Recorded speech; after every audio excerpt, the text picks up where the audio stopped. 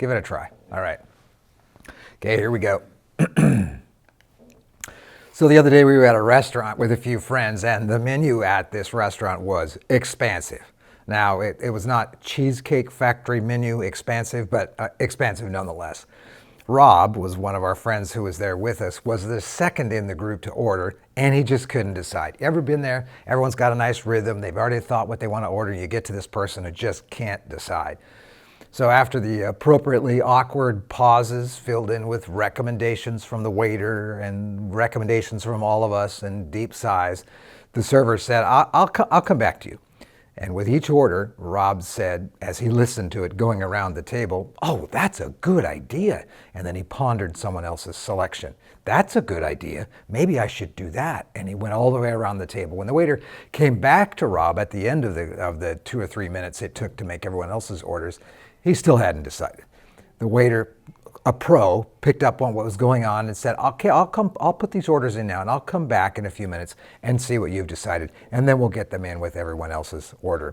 So about 10 or so minutes later, the server returned to the table, and Rob decided, finally, in anxiety, to order the sea bass, which was, by the way, the first thing he said, "Oh, that's a good idea," about when he heard it around the table.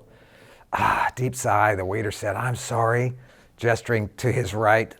"These two gentlemen at another table over here just ordered the last 2 servings of sea bass that we had available for the night."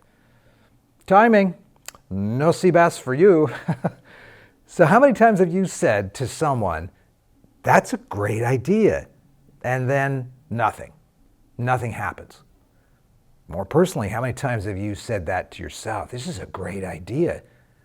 But then the idea died on the vine. You move on. Months or years later, maybe you might see that idea in reality popping up somewhere out in the wild, fully executed. The idea is a reality, and you nudge a friend and you say, hey, that was my idea, as if merely thinking of something, having the idea, somehow gives you ownership rights. Having an idea, large or small, isn't enough. Ideas come and go. They aren't good ideas until they're tested. Sometimes we deliberately discard an idea because upon further investigation we realize that it actually is not a good idea. It's not a great idea. It's just an idea. And then it appropriately vanishes as we step out into reality. But many other times, the idea that you or someone else had is well worth pursuing, but it dies because we wait too long to take the first step in achieving the idea. We overthink the idea. We overanalyze and overplan and overevaluate, and we dissect and parse and shift and sift and thump and bump and rattle the idea until we convince ourselves that maybe it's just not possible. We spend so much time thinking about the idea and running it through the merciless filter of our perfectionism that we just give up. A deep sigh, and then we move on. But I've learned that the most important thing about an idea is not to let it die through overthinking at the beginning. All this overthinking that we do is actually best done while taking action, not before taking action. You got an idea? Take 60 seconds to imagine the idea finished, not a whole lot more than that, then go, start, take the first step, get started, then take another, and now you've got something to analyze, something to think about. Keep taking those small steps until the idea, or something similar to it, takes shape. Write your first sentence, start the conversation, measure the space, move the furniture, break those eggs, build the suitcase, build the new suitcase that no one's ever thought of before, pull your running shoes on, start moving. Think while you're moving.